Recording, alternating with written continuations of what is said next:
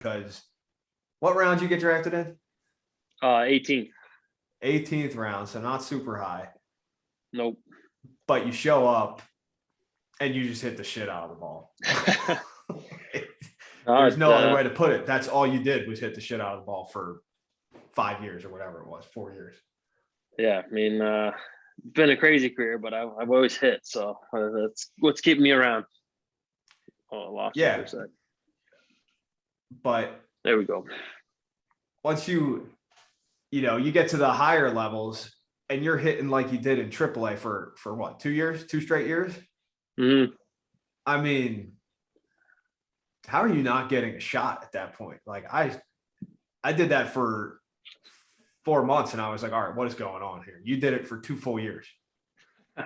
No, it was crazy. I mean, it was frustrating. I think 17 finished the year over 330 and just had no chance. And I mean, it was tough. It was like my second time at that point getting player of the year. And, they have us out on congratulate us on the field before a Royals game. And I'm like, this is my second time in a suit on this field. The next year is my third time in a suit on this field. Like I'm tired of getting the trophy. I just want to play. I don't care. Like, see half the roster when it was the September call-ups back then, half the guys I played with are, hey, good job, Frank. I'm like, yeah, appreciate it.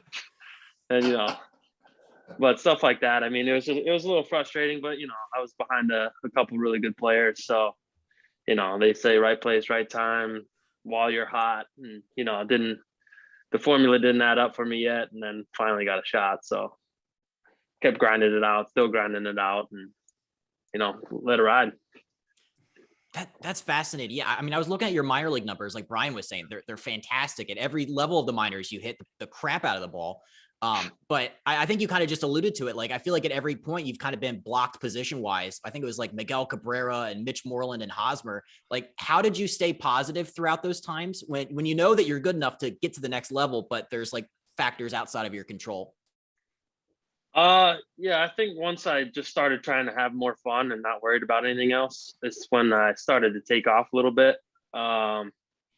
It's like it's easier said than done to control what you can control because you see guys go up and down that don't necessarily have the numbers or guys that go up and still struggle and still stay there. But I was just like, you know what, it's playing baseball. I'm not working a real job, so just keep swinging it and if it's meant to be, it's going to happen eventually. Well, it definitely happened this year, shit. But you you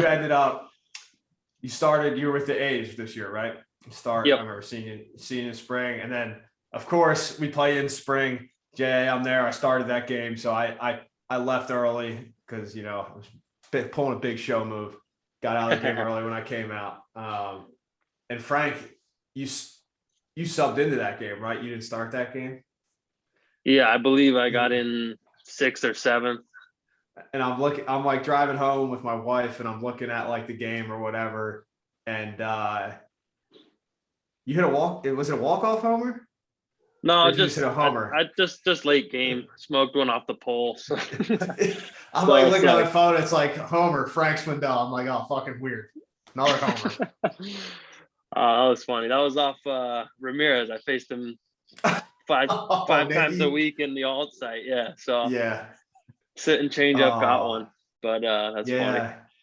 Old Rammy. What a guy. Yeah. That's if I ever face Rammy, I think I'll be sitting change up too. If he ever 100% listens to this. If you're a righty, no doubt. Lefty, I still think I'm sitting change up. Yeah, me and Rammy spent a lot of time together this year. We were on. Yeah, he's a great dude. Same train for a while over there in El Paso to San Diego. Yeah. But so you finally wait. You debuted with the Royals, didn't you, or no? I debuted with the Royals in 19. But I mean, I think 14 at bats total or something. So I started opening day, didn't play for a week. Couple spot starts off lefties. I think I was like 0 for whatever, and then see you later. Clearly, you were not good enough. Obviously. No, it happens.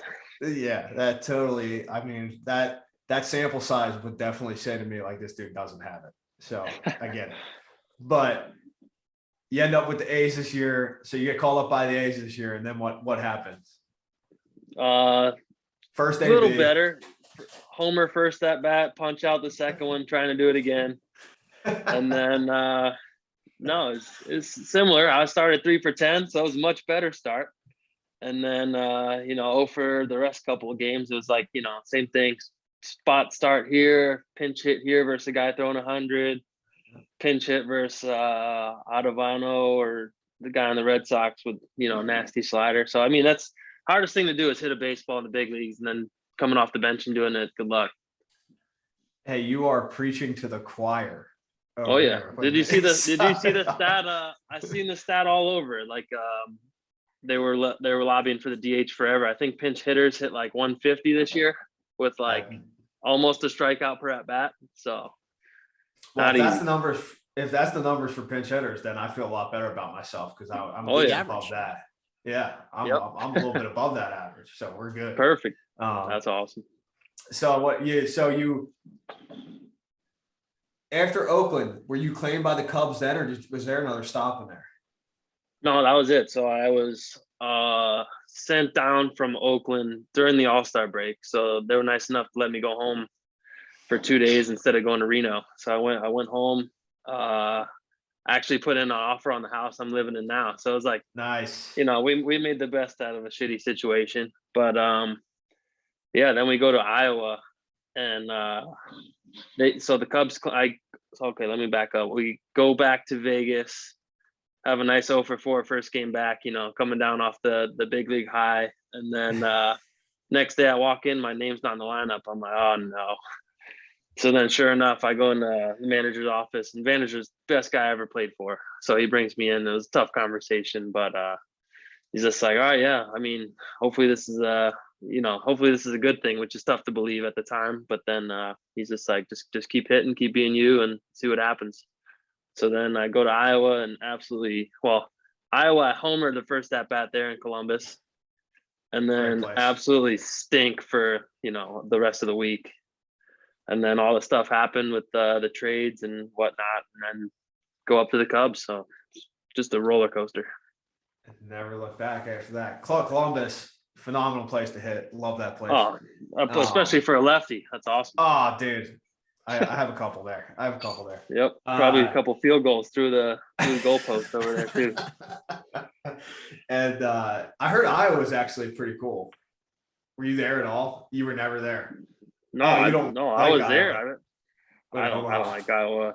Not playing there, but I think I had 140 at bats against the Iowa Cubs through Omaha, so they knew me pretty good over there. Yeah, it sounds like it. That's funny.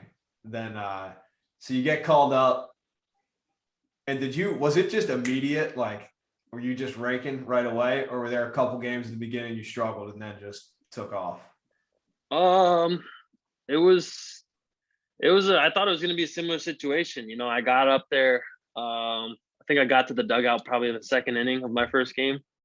And, Wisdom was hitting the shit out of the ball. He's over at first. So I'm like, it's probably, hang out on the bench, make a couple bucks, pinch hit here and there.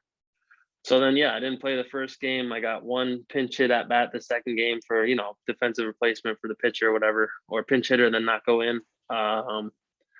So I popped up there and then didn't play the third game. So I'm like, I mean, it is what it is. I'm in the big leagues, but, not really playing. I'm kind of used to it. And then that first game in Colorado, I started and then started every game since. So it was awesome.